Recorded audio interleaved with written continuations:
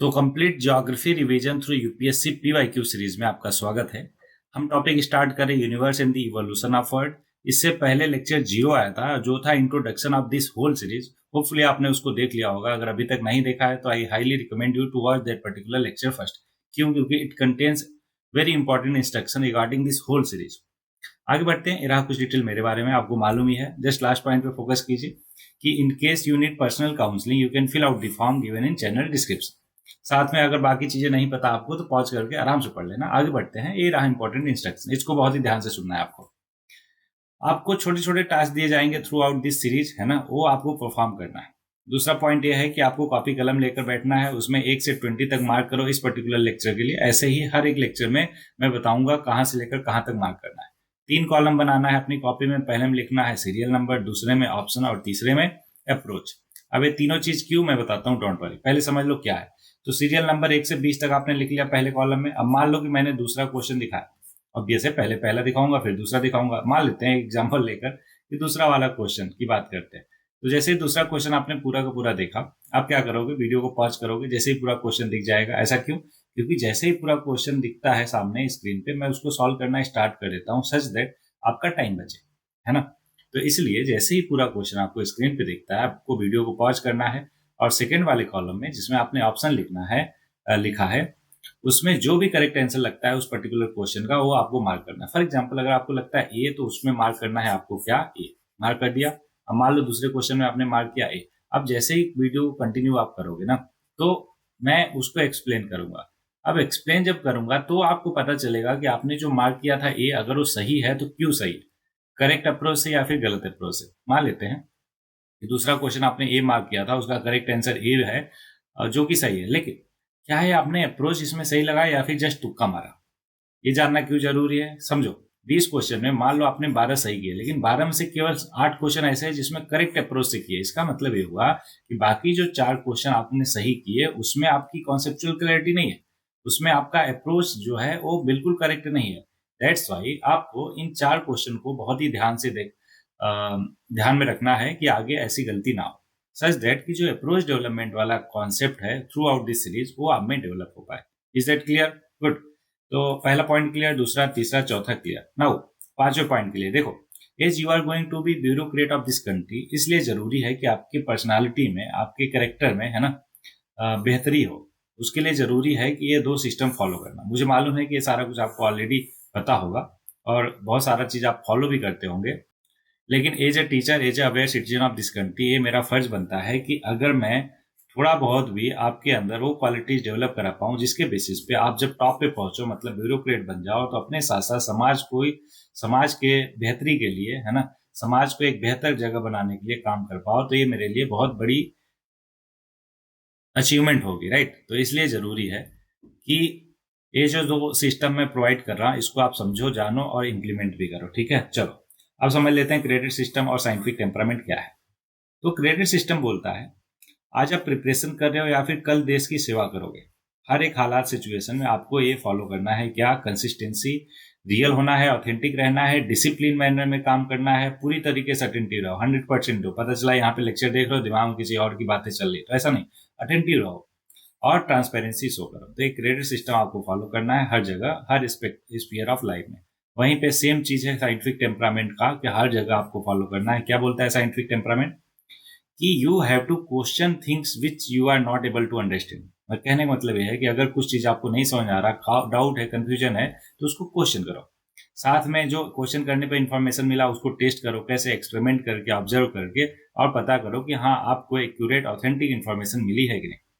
फिर उस इंफॉर्मेशन को एनालाइज करो कि आपके काम की क्या चीज है। मान लो कि 100% इन्फॉर्मेशन में केवल 20% आपके काम की है, बाकी फालतू इन्फॉर्मेशन है, तो भाई आप 20% लो ना, बाकी 80% को इग्नोर करो, हटाओ। और इन 20% में जो अच्छी चीज लगती है, मतलब आपका बेनिफिट हो रहा है इस इंफॉर्मेशन से, इस चीज से, तो उसको आप कम्युनिकेट कर सकते हो, शेयर कर सकते हो अपनों के साथ, दूसरों के साथ, सच दैट वो भी उसका बेनिफिट उठा पाए। फॉर एग्जाम्पल इस चैनल की बात करते हैं। मान लो अभी आपने डिस्कवर किया इस चैनल को कि यहाँ पे सारे पीवाईक्यू आपको हर एक सब्जेक्ट का यूपीएससी में जितने भी क्वेश्चन पूछे गए हैं आज तक 1993 से 2024 तक बहुत ही एनालिटिकल वे में, डिटेल में एक्सप्लेन किया गया है ना, जिसमें अप्रोच डेवलपमेंट आपका हो रहा, एलिमिनेशन टेक्निक सीख रहे हो, कॉमन सेंस अप्रोच सीख रहे हो, बहुत सारी चीजें सीख रहे हो। आपको लगता है काम की चीज है, लगता है ना, तो उसको आप कम्युनिकेट कर सकते हो, मतलब अपने भाई बंधु सखा मित्र अगर कोई प्रिपेयर कर रहा तो उनके साथ शेयर कर सकते हो, सच दैट आपके साथ साथ उनका भी बेनिफिट फायदा हो पाए। तो ये रहा कम्युनिकेशन वाला। हाँ, मालूम है मेरे को, प्रमोशन का एक कमाल तरीका है, बिल्कुल आई नो। आगे बढ़ते हैं अगले पॉइंट पे, जो कि है ओपन माइंडनेस। क्या आपको ओपन माइंडनेस रखना है, जैसे अभी मैंने प्रमोट किया ना, तो उसको भी समझ पाओ, एक्सेप्ट कर पाओ, समझ रहे हो? कहने का मतलब ये है कि कल को अगर आपके सामने कोई ऐसा इंडिविजुअल आ जाता है जो आपसे डिफरेंट ओपिनियन रखता है, अलग प्रोस्पेक्टिव रखता है, तो आप उससे लड़ने ना लग जाओ, बल्कि उससे भी सीख पाओ, समझ पाओ, जान पाओ उसका भी prospective. Is that clear? Good. तो ये रहा पूरा का पूरा credit system as well as scientific temperament. Hopefully आपको दोनों एकदम अच्छे से क्लियर होगा। और लास्ट पॉइंट पे आप फोकस कीजिए कि make sure to check out other subject PYQ. कहाँ? इस चैनल पे। देखो, अगर चैनल को आप विजिट करोगे किसी पे जिस पे आप वीडियो देख रहे हो, तो कुछ ऐसा प्लेलिस्ट आपको दिख जाएगा जिसमें आर्ट एंड कल्चर, हिस्ट्री, है ना, एंशियंट हिस्ट्री, सारा कुछ, इकोनॉमी, सब कुछ, सारे सब्जेक्ट आपको एक ही जगह पे मिल जाएंगे बहुत ही डिटेल मैनर में। तो उन सबको चेकआउट करना बिल्कुल ना भूलें। Is that clear? चलो स्टार्ट करते हैं अब अपने पहले क्वेश्चन से। तो ये रहा पहला क्वेश्चन। क्या करना है? पॉज करना है, अपना अटेम्प्ट करना है, फिर कंटिन्यू करना है। ओके, चलो। क्वेश्चन है कि इन the northern hemisphere the longest day of the year normally occur in the. देखो, आपको पता है कि हम इंडिया में रहते हैं और इसमें नॉर्दर्न हेमिस्फीयर, इंडिया इंडिया जो है नॉर्दर्न हेमिस्फीयर में, और सबसे बड़ा दिन जो है वो कब होता है? 21 जून को होता है। इतना अगर आपको मालूम है तो उसके बेसिस पे भी ये कर सकते थे कि second half of month of June, है ना, 21, 22 या 20 जून को लगभग आसपास ही होता है। तो करेक्ट आंसर हो गया second half of the month, है ना। कॉमन सेंस के बेसिस पे भी इसको सॉल्व कर सकते थे। अब एकदम डिटेल में समझो इस पूरे क्वेश्चन को। क्यों? क्योंकि देखो, डिटेल एनालिसिस करना बहुत जरूरी है और वही हम करने वाले हैं। ओके, तो इसको स्किप बिल्कुल नहीं करना है कि आपका आंसर आ गया आप आगे बढ़ गए, नहीं। ये जो चीज है, जो डिटेल एनालिसिस है, फैक्चुअल क्लैरिटी है, वो मस्ट है करना। क्योंकि हम इस सीरीज के थ्रू जस्ट प्रैक्टिस ही नहीं कर रहे हैं बल्कि पूरे सिलेबस को रिवाइज भी कर रहे हैं। Is that clear? गुड।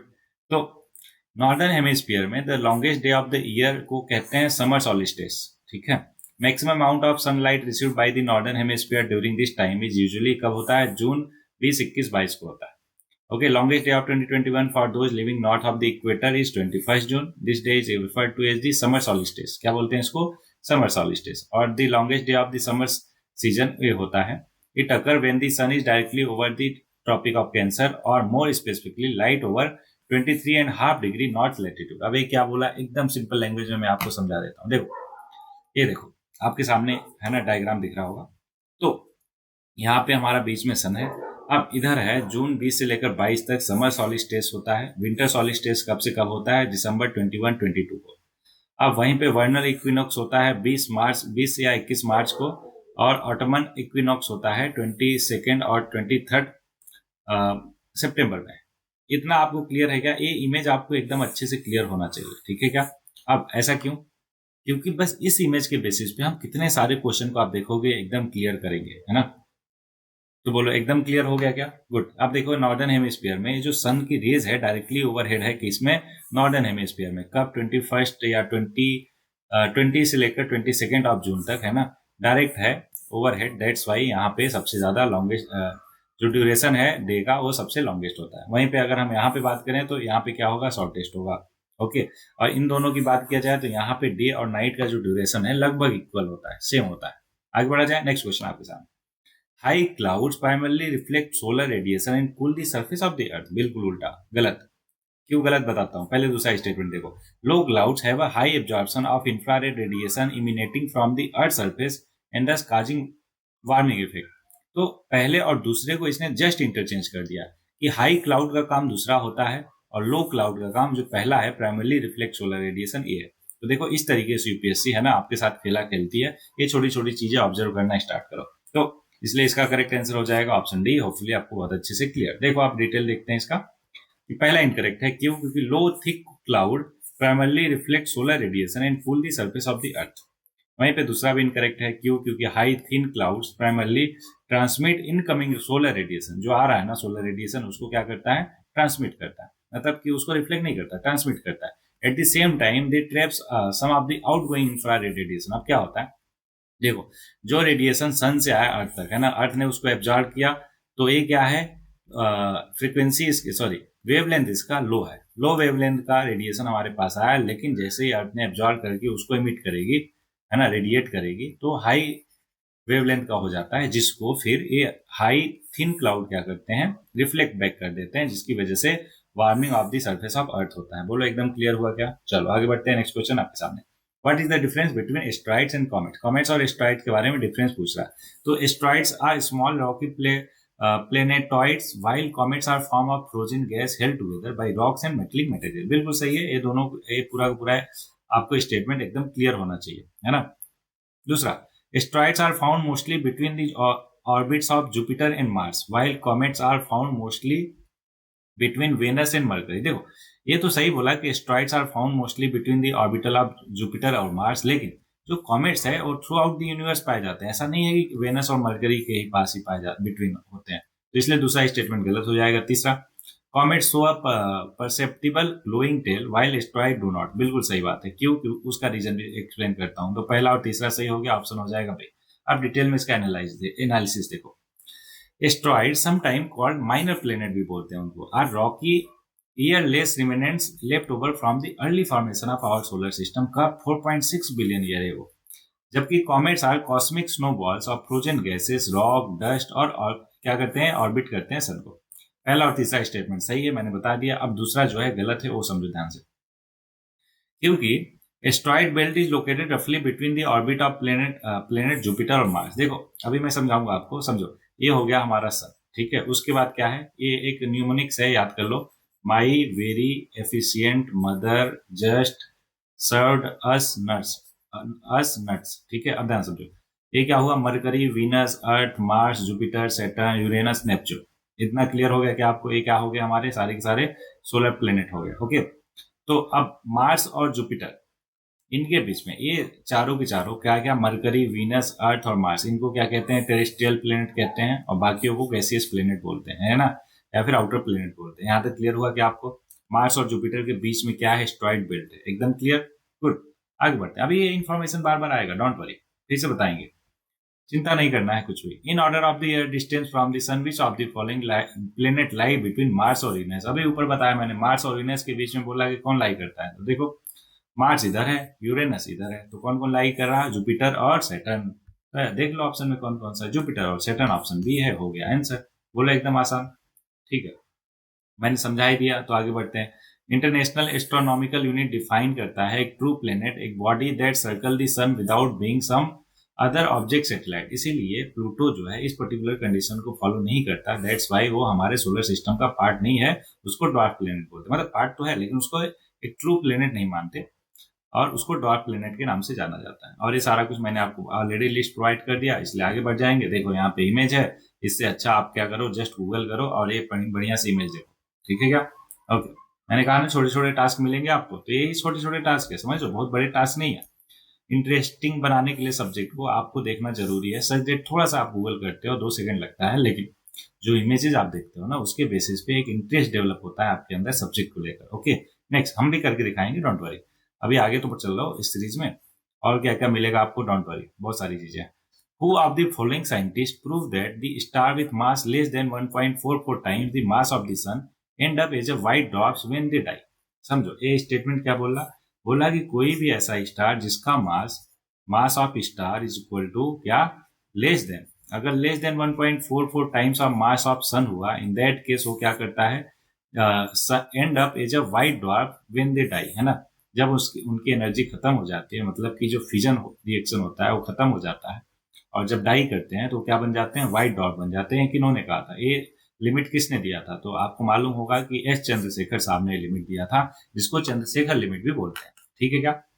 अब ये पूरा का पूरा कहानी पढ़ने से बेहतर है कि मैं आपको शॉर्टकट में थोड़ा सा बता देता हूँ, बता दो। चलो, तो चंद्रशेखर लिमिट ने कहा कि ड्वार्फ स्टार, है ना, क्या व्हाइट ड्वार्फ कब बनेगा, जब उसका मास लेस देन 1.44 होगा। अब बात आती है कि अगर ग्रेटर देन 1.44 हुआ, तो इन दैट केस जो स्टार है ना, वो क्या बन जाएगा, न्यूट्रॉन स्टार बनेगा या फिर ब्लैक होल बनेगा। क्या, न्यूट्रॉन स्टार या फिर ब्लैक होल। एक बार फिर से रिवाइज करा देता हूँ आपको, देखो ध्यान से। कोई भी स्टार ले लो, उसका मास मान लेते हैं 1.44 टाइम्स ऑफ मास ऑफ सन है, अगर, है ना, इससे अगर कम है तो क्या बनेगा, ड्वार्फ स्टार बनेगा। क्या अभी हमने क्वेश्चन में देखा था, क्या बनेगा?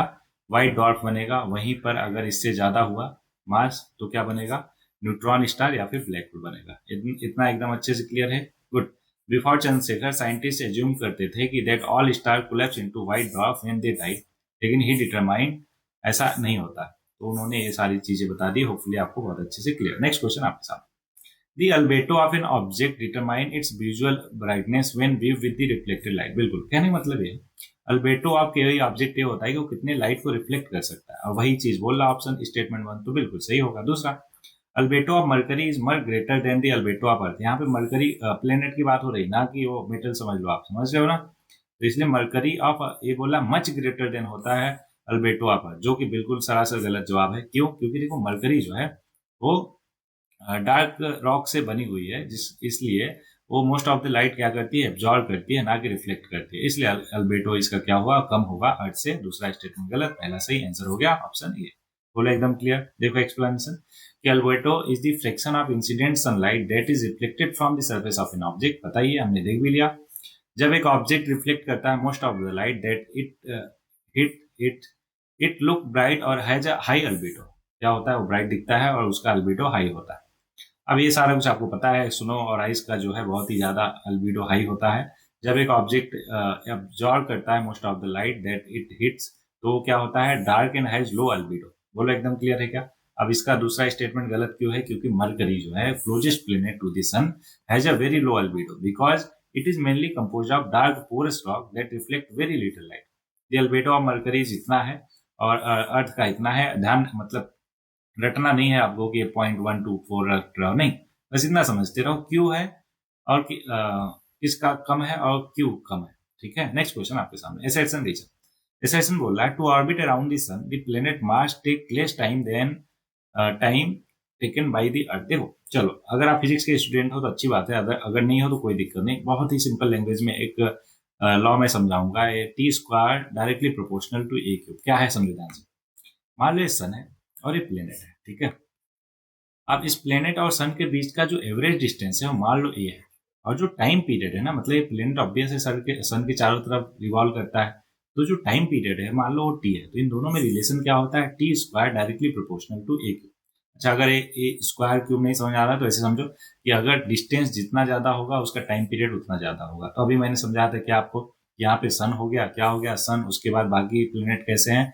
माई very efficient mother just served us nuts. Hopefully आपको अभी तक याद हो गया होगा। अब ये बोला to orbit around the sun the planet Mars takes less time than the time taken by Earth. देखो, अर्थ जो है ऑब्वियसली कम डिस्टेंस पे है, तो उसका टाइम पीरियड भी क्या होगा? कम होगा। तो अर्थ का टाइम पीरियड कम होगा, मार्स का टाइम पीरियड ज्यादा होगा। क्यों? क्योंकि distance of Mars is from sun is greater than distance of earth from sun. Hopefully आपको बहुत अच्छे से क्लियर। ए इसको क्या बोलते हैं? याद करो, क्लास 11th में पढ़ाते हैं फिजिक्स में केपलर्स थर्ड लॉ। क्या बोलते हैं इसको? Kepler third law. याद ना हो कोई टेंशन वाली बात नहीं, बस एक कॉन्सेप्ट आप समझो, लॉजिक क्या लगा रहे हैं ना। तो इसलिए मार्स का जो टाइम पीरियड होगा वो ज्यादा होगा एज कम्पेयर टू अर्थ। तो इसलिए पहला स्टेटमेंट गलत हो गया, तो दूसरा सही होगा, क्योंकि एसेशन रीजन में आपको मालूम है एसेशन सही गलत हो गया तो रीजन सही होगा कि diameter of the planet Mars is less than that of अर्थ। एक फैक्चुअली करेक्ट है। पहला गलत हो गया। क्यों गलत हुआ? होपफुली आपको बहुत ही डिटेल में क्लियर हुआ होगा। ठीक है। अब ये थ्योरी है, उससे बढ़िया है आपने फॉर्मूला के बेसिस पे कर लिया। होपफुली आपको बहुत अच्छे से क्लियर। नेक्स्ट क्वेश्चन आपके सामने। फिर से एसेशन रीजन बोला existence of human life on the Venus is highly improbable. बिल्कुल सही बात बोल रहा है कि उस पे जो है बहुत ही ज्यादा मुश्किल है ह्यूमन लाइफ एग्जिस्ट करना। किस पे? वेनस पे। वेनस क्या ऑब्वियस एक प्लेनेट है ना।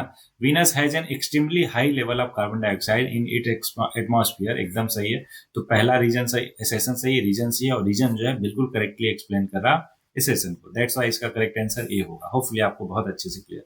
अब ये ऑब्वियस है, फैक्चुअल क्वेश्चन है, तो आपको ध्यान में रखना है कि existence of human life on Venus is highly improbable क्योंकि extreme condition on the surface of the planet which is largely caused by the high level of carbon dioxide in its atmosphere, जो कि reason ने बताया है ना। Reason में यही तो था, इसलिए वो करेक्ट हुआ। कार्बन डाइऑक्साइड एक ग्रीन हाउस गैस है दैट ट्रैप हीट और resist the temperature of the planet. Venus has about कितना? 154,000 times more carbon dioxide in it atmosphere than Earth. सोचो, इतना ज्यादा। और बाकी आगे आप पढ़ सकते हो, छोटी मोटी डिटेल है। आगे बढ़ते हैं। Consider the following statement, 3 statement है, हमें बताना है करेक्ट। पहला, the axis of earth magnetic field is inclined at 23.5 degree to the geographical axis of the earth. बिल्कुल गलत। कितना है?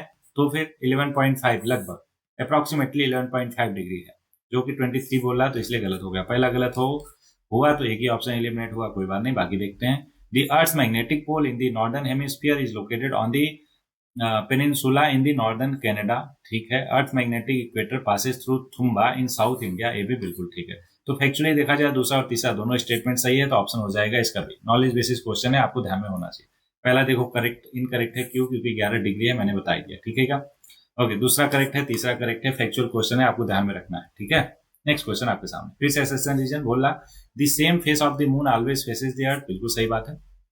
आगे, the moon completed one rotation around its own axis, कितना? 23.5 days, which is about the same time that is take to orbit the earth. बिल्कुल गलत है। क्यों? क्योंकि एक्चुअल में देखा जाए तो 27.32 days लेता है एक कंप्लीट साइकिल के लिए। ओके, तो दूसरा रीजन गलत है, एसर्शन सही है। अब ध्यान से देखो कि जो moon does not complete one rotation around its own axis, कितना? 23.5 days में, बट 27.32 days लेता है, जिसको साइड रियल मंथ बोलते हैं। क्या बोलते हैं? Side real month. इसको ध्यान में रखना। और एक और मंथ होता है जिसको बोला जाता है, इधर देखो, ये है मून टू रिटर्न, हाँ, सीनोडिक मंथ। क्या? सीनोडिक मंथ। एक ऐसा मंथ होता है जिसमें जो मून है ना, वो सेम फेज में आने के लिए टाइम लेता है, वो होता है टाइम 29.53 days। बोला एकदम क्लियर हुआ क्या? पहले समझो ध्यान से, दोनों को एकदम फिर से समझाता हूँ मैं, समझो ध्यान से कि जो मून है ना, complete one rotation around its own axis, कितना? 27.32 days में, which is a side real month. Side real month क्या होता है? एक ऐसा मंथ होता है जिसमें मून जो है अपने सेम पोजीशन पे, जैसे कि अभी यहाँ पे मान लो अर्थ से हम देख रहे हैं, यहाँ पे मून दिख रहा है, तो सेम इसी पोजीशन पे आने के लिए जो टाइम लेता है वो कितना होता है? 27.32 days। अब मान लो कि मून जो है इतना ब्राइट हमें दिख रहा है, कितना? इतना ब्राइट दिख रहा है, तो ये फेज हो गया। तो सेम इसी फेज में आने के लिए वो कितना टाइम लेता है? 29.53 days। तब सेम फेज में लौटने के लिए 29.53 days लेता है, जिसको सिनोटिक मंथ बोलते हैं। और साइड रियल मंथ क्या होता है कि सेम पोजीशन पे आने के लिए जो होता है 27.32 days। बोलो दोनों एकदम क्लियर रहेंगे क्या आपको? गुड। नेक्स्ट क्वेश्चन आपके सामने फिर assertion reason. Moving from one place on the earth to another place of high latitude, the weight of an object decrease. अब ध्यान से समझो, यहाँ पे भी कॉन्सेप्चुअल क्लियरिटी होना चाहिए आपको। ये है हमारा इक्वेटर। क्या है? इक्वेटर। अब ये सारा का सारा क्या है? लैटिट्यूड और लॉन्गिट्यूड। आपको होपफुली आपको मालूम होगा। ये क्या हो गया? लैटिट्यूड। अब लैटिट्यूड में जैसे जैसे इक्वेटर से हम ऊपर जाएंगे तो क्या होगा? हम पोल की तरफ जा रहे हैं, और आपको पता है कि पोल जो है, मतलब इक्वेटर और पोल, इक्वेटर पे जो ग्रेविटी है वो कितनी होती है? चलो शुरू से बता देता हूँ। किसी भी ऑब्जेक्ट का वेट जो होता है वो होता है mg। m क्या है? उसका मास है। g जो है ग्रेविटेशनल एक्सेलरेशन है ना। अब ग्रेविटेशनल एक्सेलरेशन का फॉर्मूला होता है Gme/r²। अभी चिंता मत करो, एकदम सारा कुछ समझ आएगा आपको। me मतलब कि ई नीचे है, ई का मतलब mass of earth, R E का मतलब रेडियस ऑफ अर्थ, जी एक यूनिवर्सल कांस्टेंट है, इसको रहने दो, इसकी वैल्यू फिक्स होती है। तो मास और रेडियस पे डिपेंड करता है जी की वैल्यू। अब जैसे जैसे आप इक्वेटर से कहाँ पे जाओगे? पोल की तरफ जाओगे, हमें मालूम है कि पोल पे रेडियस जो है कम होती है, इक्वेटर पे ज्यादा होती है।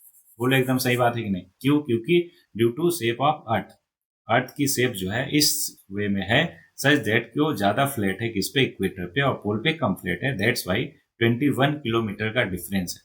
आपको बहुत ज्यादा डेटा हो रहा, कोई बात नहीं, समझो इसको रहने दो, 21 एंड नॉट। बस ये समझो कि पोल पे रेडियस कम होती है और इक्वेटर पे ज्यादा होती है। अभी मेरे को आप बताओ कि जी जो है किस पे डिपेंड कर रहा है? रेडियस पे। कैसे? इन्वर्सली। इसका मतलब ये हुआ कि अगर ग्रेविटी, एक ग्रेविटेशनल एक्सेलरेशन की वैल्यू, रेडियस अगर ज्यादा है, क्या है? रेडियस ज्यादा है तो ग्रेविटेशनल वैल्यू क्या होगी? कम होगी। और रेडियस कम है तो ग्रेविटेशनल वैल्यू क्या होगी? ज्यादा होगी। बोलो एकदम क्लियर है क्या?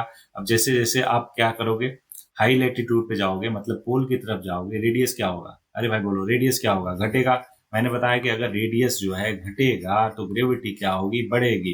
ग्रेविटेशनल एक्सेलरेशन बढ़ेगा तो वेट जो है mg होता है, तो भी क्या होगा? बढ़ेगा। एकदम क्लियर है क्या? और यहाँ पे क्या बोल रहा है? डिक्रीज होगा, तो वो हुआ गलत। एक बार मैं क्या करता, फिर से समझाता हूँ आपको, डोंट वरी, एकदम क्लैरिटी आनी चाहिए 100%। ध्यान समझो, ये बोल रहा है कि जैसे जैसे हम लेटीट्यूड की तरफ आगे बढ़ते हैं, हाई लेटीट्यूड पे जाते हैं। लेटीट्यूड क्या होता है आपको पता है, जो हॉरिजॉन्टल लाइन होती है इक्वेटर के हॉरिजॉन्टल, है ना, उनको लेटीट्यूड बोलते हैं। तो देखो ये बीच में एकदम क्या होता है, इक्वेटर होता है। जैसे जैसे ऊपर जाओगे पोल की तरफ उसको क्या बोलते हैं, हाई लेटीट्यूड, है ना। तो जैसे जैसे लेटीट्यूड पे आप हाई आगे जाओगे तो ये बोल रहा है कि जो वेट है ऑब्जेक्ट का डिक्रीज होता है। बोलो स्टेटमेंट क्लियर है क्या? अब इसको हमने कैसे क्लियरिफाई किया, हमने कहा कि देखो वेट होता है किसी ऑब्जेक्ट का mass of that object into G, जहाँ पे जी जो है ग्रेविटेशनल एक्सेलरेशन है, जिसका फॉर्मूला होता है G M E by R E square. ठीक है क्या? अब जी जो है डिपेंड करता है रेडियस पे, कैसे? इनवर्सली। इसका मतलब ये हुआ कि अगर रेडियस बढ़ेगा तो जी घटेगा और रेडियस घटेगा तो जी बढ़ेगा। बोलो क्लियर है क्या? अब मैंने कहा कि जैसे जैसे आप हाई एल्टीट्यूड पे जाओगे तो रेडियस जो है पोल पे कम होता है, तो ग्रेविटी क्या होगी, ज्यादा होगी। बोलो हाँ है ना। तो अगर ग्रेविटी ज्यादा होगी तो वेट क्या होगा, ज्यादा होगा, इंक्रीज होगा। और ये एसेशन बोला डिक्रीज होगा, इसलिए एसेशन गलत हुआ। होपफुली आपको बहुत ही अच्छे से क्लियर है पूरा का पूरा concept. Earth is not a perfect sphere, मालूम है हमें। बोलो है ना। अब ये देखो इतना लंबा थ्योरी पढ़ने से बेहतर है जो फॉर्मूला मैंने समझाया वो आपको ध्यान होना चाहिए। अगर आप फिजिक्स के स्टूडेंट हो होपफुली तो आप समझ गए होंगे, अगर नहीं भी हो तो वैसे भी कॉमन चीज है, आपको पता चल ही गया होगा।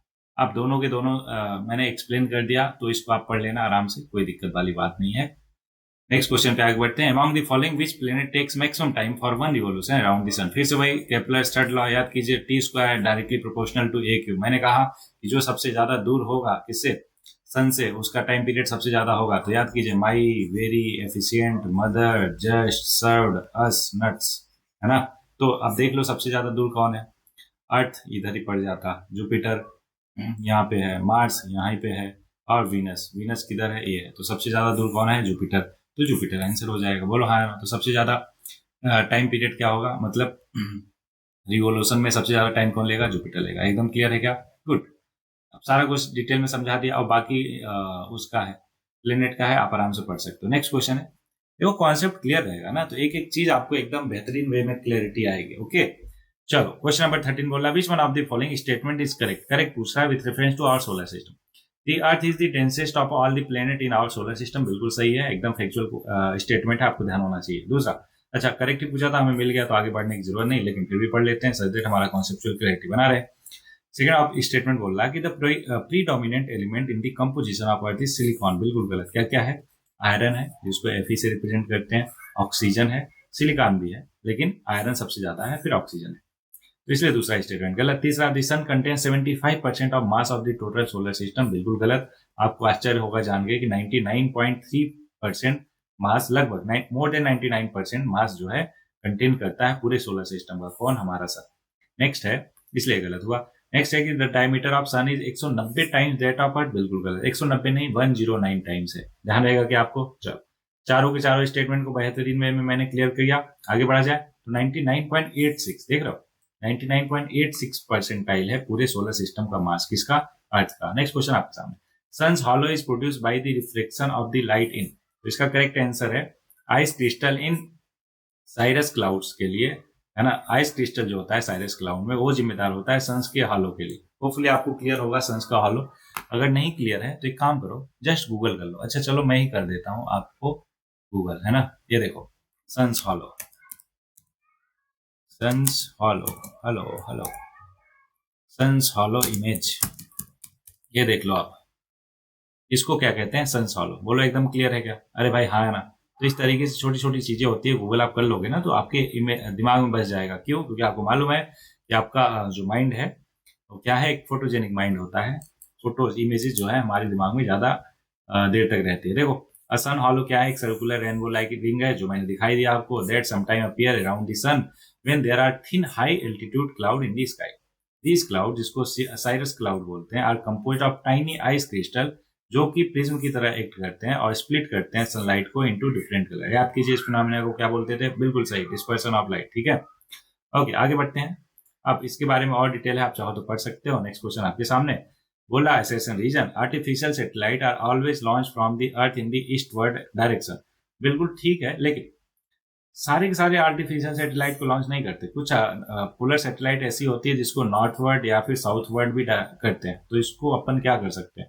बोला always launch from the earth in eastward, तो इसको गलत मार्क करते हैं। ठीक है, क्यों मैंने रीजन बता दिया। अगला, the earth rotates from west to east so the satellite attend the escape velocity. बिल्कुल सही रीजन दे रहा ऐसा करने का। ईस्टवर्ड इसलिए करते हैं सच दैट की जो एस्केप वेलोसिटी क्या होता है, जो एस्केप कर जाए अर्थ के ग्रेविटेशनल पुल से और स्पेस में पहुंच जाए। ओके, तो पहला गलत, दूसरा सही। आपको एकदम क्लियर होना चाहिए कि देखो सम एक्सेप्शन, जैसे कि polar satellite which are launch in the northward या फिर साउथवर्ड डायरेक्शन। बोलो एकदम अच्छे से क्लियर है क्या? गुड, रीजन बिल्कुल सही है, मैंने बता ही दिया। इसके वेलोसिटी भी। नेक्स्ट क्वेश्चन आपके सामने, which of the following planet is the farthest planet of the solar system. सबसे दूर कौन है? फिर से भाई, my, very, efficient, mother, just, served, us, nuts. तो देखो सबसे दूर कौन सा है? सबसे दूर है नेपच्यून, है ना, तो करेक्ट हो जाएगा। अब ध्यान रहे कि ये सोलर सिस्टम की बात हो रही, प्लूटो जो है हमारे सोलर सिस्टम का पार्ट नहीं है, मतलब वो एक ट्रू प्लेनेट नहीं है, और ये प्लेनेट की बात कर रहा है, इसलिए प्लूटो नहीं होगा, नेपच्यून होगा। होपफुली आपको एकदम क्लियर हो जाएगा, ठीक है क्या? ओके, लेकिन इनका पोजीशन भी चेंज होता रहता है, तो यहाँ पे थोड़ा सा करेक्शन कीजिएगा कि जो फारदेस्ट प्लेनेट है from the sun changes depending on the position of Pluto and Neptune in their orbit. मतलब कि जो ऑप्शन सी है फिर इसका करेक्ट हो जाएगा। होपफुली आप ध्यान में रखना है इसको, है ना। यहाँ पे एक माइनर मिस्टेक हुआ माई साइड से। नेक्स्ट क्वेश्चन पे आते हैं, if the star seem to rise perpendicular to the horizon by an observer, तो मतलब वो कहाँ पे है ऑब्जर्वर? मान लो कि आपको सीधे दिख रहा कि जो स्टार है, सन है, वो एकदम परपेंडिकुलर राइज कर रहा, तो अब से आप कहाँ पे होने चाहिए? इक्वेटर पे। अगर आप इक्वेटर पे रहोगे, कहाँ पे रहोगे? इक्वेटर पे, आपको लगेगा कि एकदम परपेंडिकुलर है ना राइज हो रहा कोई भी स्टार, तो ऑब्वियसली स्टार सन ही है हमारे आस सबसे नजदीक, तो इसलिए वही हो जाएगा। करेक्ट आंसर उसका इक्वेटर होगा। देखो ध्यान से, if star are seen to rise perpendicular to the horizon by an observer, इसका मतलब ये हुआ कि वो अर्थ के इक्वेटर पे है। ये ऐसा इसलिए because earth equator is only location जहां पे सेलेस्टियल इक्वेटर, जो कि projection of earth equator onto the celestial sphere है, परपेंडिकुलर टू द होराइजन। ठीक है, चलो आगे बढ़ते हैं। नेक्स्ट क्वेश्चन आपके सामने, एक शिप मूव कर रहा from the eastern side of the Aleutian island toward Dutch harbour. वो क्रॉस करता है 1800 मेरिडियन, 180 डिग्री मेरिडियन। ये क्या है? 180 डिग्री मेरिडियन ऑन 1 जनवरी 1999, कब? 11:30 बजे रात को। What time and date will be recorded by the captain of ship in the diary after 1 घंटे? 1 घंटे जर्नी करने के बाद, है ना, क्या पॉइंट मतलब कि क्या टाइम वो रिकॉर्ड करेगा अपनी डायरी में? ठीक है, from point of crossing of meridian. अब ध्यान से समझो, क्या कि वो शिप मूव कर रहा फ्रॉम ईस्टर्न साइड, है ना, एलुटियन आइसलैंड से डच हार्बर की तरफ। तो इसका जो मूवमेंट हो रहा, वो क्या हो रहा? ध्यान समझो, ईस्टर्न साइड से जा रहा तो वेस्टर्न जा रहा होगा, तो ईस्ट टू वेस्ट हो रहा। अब ये पूरा का पूरा स्टोरी पढ़ने से बेहतर है आप ये जान लो क्या, कि जो आईडीएल होता है ना, आईडीएल का मतलब क्या हुआ? International date line. अब इंटरनेशनल डेट लाइन में, डेट लाइन से अगर आप ईस्ट से वेस्ट जाओगे ना तो +1 करोगे, वेस्ट से ईस्ट जाओगे तो क्या करोगे? -1 करोगे। बोलो इतना बात क्लियर हुआ कि आपको क्या है? ये डेज में ऐसा करोगे। और उसके साथ 4 डिग्री 4 डिग्री बढ़ने पर 1 डिग्री पे 1 डिग्री चेंज होने पर आपके टाइम में 4 मिनट का डिफरेंस आ जाता है। कितने मिनट का? 4 मिनट का डिफरेंस आ जाता है। अब सोचो, 11:30 बजे वो रिकॉर्ड किया, अब 1 घंटे चला तो 11:30 से कितना बज जाएगा? 12:30, मतलब कि 0:30 क्या हो जाएगा? 0:30 AM हो जाएगा। साथ में मतलब एक दिन प्लस करोगे, क्यों? मैंने आपको बताया कि ईस्ट से वेस्ट आप मूव कर रहे हो तो +1 डेज में करते हैं, तो +1 डेज में करोगे तो 1 तारीख को, है ना, 1 तारीख को था तो 1 में +1 करो, क्या हो जाएगा? 2 जनवरी। तो 2 जनवरी को रात को 12:30 हो जाएगा रात को, मतलब कि 30 AM हो जाएगा। बोलो एकदम क्लियर है क्या? तो इसका आंसर हो जाएगा 2 को 30 AM। अब ये पूरा का पूरा स्टोरी है, कहानी, आप चाहो तो पढ़ सकते हो, लेकिन उसका कंक्लूजन जो है वो मैंने आपको बता ही दिया। होपफुली आपको बहुत ही अच्छे से क्लियर। और हर 1 डिग्री लॉन्गिट्यूड पे कितना टाइम चेंज होता है? 4 मिनट। डोंट वरी, अभी ये क्वेश्चन फिर से आएगा तो मैं बताऊंगा। वैसे इंपॉर्टेंट पॉइंट ध्यान में रखो कि traveller journey westward without adjusting their time by 1 hour for every 15 degree meridian, तो they find that they have gain an extra days when they returning to their starting point. Hopefully आपको अच्छे समझ आ गया होगा। नेक्स्ट क्वेश्चन आपके सामने, which of the following scholar है, अच्छा अभी आएगा फिर से वो क्वेश्चन, डोंट वरी, ऐसे टाइप के क्वेश्चन टाइम वाले अभी फिर से आएंगे, तो वहां पे फिर से समझाऊंगा, don't worry about that. Next question है कि विच of the following scholar has suggested that earth originated from the gases and dust particle. तो उनका नाम था ओ स्मिथ, तो इन्होंने सजेस्ट किया था। करेक्ट आंसर ऑप्शन डी हो जाएगा। देखो, scholar who suggested that the earth originated from the gases and dust particle is auto Smith. He propose the Interstellar dust hypothesis कब 1943 में, क्या करने के लिए, एक्सप्लेन करने के लिए complex problem of the origin and characteristic of the solar system and the earth. अब बाकी कहानी है आगे, टाइम थोड़ा सा ज्यादा हो रहा है इस लेक्चर में, दैट्स वाई मैं थोड़ा जल्दी कर रहा, आप चाहो तो इसको एक रीड दे सकते हो। ओके, लास्ट क्वेश्चन है इस पूरे सीरीज का नहीं, पूरे लेक्चर का। क्या कि वन एस्ट्रोनॉमिकल यूनिट क्या होता है, वो होता है average distance between sun and earth. क्या सन और अर्थ के बीच का एवरेज डिस्टेंस को एस्ट्रोनॉमिकल यूनिट होता है, जो कि है 15 करोड़ किलोमीटर। कितना है, 15 करोड़ किलोमीटर। अब क्या हो गया आंसर इसका, देखो क्या हो गया, earth and sun option A हो गया। लेकिन ये 15 करोड़ आया कैसे, ध्यान से समझो। स्पीड ऑफ लाइट आपको मालूम है, क्या स्पीड ऑफ लाइट सी से रिप्रेजेंट करते हैं, होता है 3 लाख किलोमीटर पर सेकेंड, तो 3 × 10⁸ मीटर पर सेकेंड हो गया। अब हमें मालूम है कि डिस्टेंस निकालने के लिए होता है स्पीड इंटू टाइम। अब टाइम जो सन से रेज आती है अर्थ तक, वो उसको आने में 8 मिनट 8.5 मिनट लगते हैं, तो अबाउट वो होता है 8.5 मिनट करोगे, 8 मिनट 20 सेकेंड, तो 8 मिनट का मतलब 8 × 60 और 20 सेकेंड, तो 8 × 60 कितना हुआ, 480 सेकेंड प्लस 20 सेकेंड लगभग 500 सेकेंड, है ना, तो हुआ 500 सेकेंड। अब स्पीड इंटू टाइम करने पे डिस्टेंस आता है, स्पीड है 3 × 10⁸ और टाइम कितना 500, तो इन दोनों को मल्टीप्लाई करोगे तो कितना आ जाएगा, 15 करोड़ किलोमीटर। करोड़ में कितने जीरो होते हैं, होपफुली आपको मालूम होगा, तो एकदम डिटेल में मैंने बता दिया, इसलिए आगे बढ़ जाते हैं। आगे क्वेश्चन खत्म, होपफुली आपको सारा कुछ क्लियर। अच्छा, हर लेक्चर के लास्ट में आपको 2 लाइन मिलेगा, जिसमें आपकी प्रिपरेशन को मैं जीवंत रखने की कोशिश करूंगा, और इस उद्देश्य से, इस मोटिवेशन से कि आपको मोटिवेटेड रखा जा सके थ्रू आउट दिस सीरीज। साथ में ये सारे कोर्स है ना, कोर्स, पोएट्री, शेरो शायरी, ये सारा कुछ आप यूज कर पाओ अपने मेंस एग्जाम में, ये मेन उद्देश्य रहेगा इस पूरे के पूरे लास्ट स्लाइड का। ठीक, तो आज के लिए है कि the man who has confidence in himself gains the confidence of others. मतलब जो इंसान खुद में विश्वास, भरोसा रखता है, वो दूसरों का भी भरोसा बहुत ही आसानी से जीत जाता है। तो इसलिए अगर आपको लगता है ना कि लोग आप पे भरोसा नहीं करते, वो इसलिए क्योंकि आप अपने आप पे भरोसा नहीं करते। तो जिस दिन आप अपने खुद में भरोसा करने लगेंगे, उस दिन दुनिया आप में भरोसा करने लगेगी। होपफुली आपको अच्छा लगा हो, तो इस लेक्चर में इतना ही। आई नो कि थोड़ा सा लेक्चर लेंदी हो गया, बट होपफुली आपको क्लियरिटी 100% होगी। अगर कहीं पे डाउट है तो डोंट वरी, पूछ सकते हो, डिस्कस करेंगे अपन, उसको क्लियर करेंगे। Is that clear? गुड, मिलते हैं नेक्स्ट लेक्चर में, तब तक पढ़ते रहिए, आगे बढ़ते रहिए।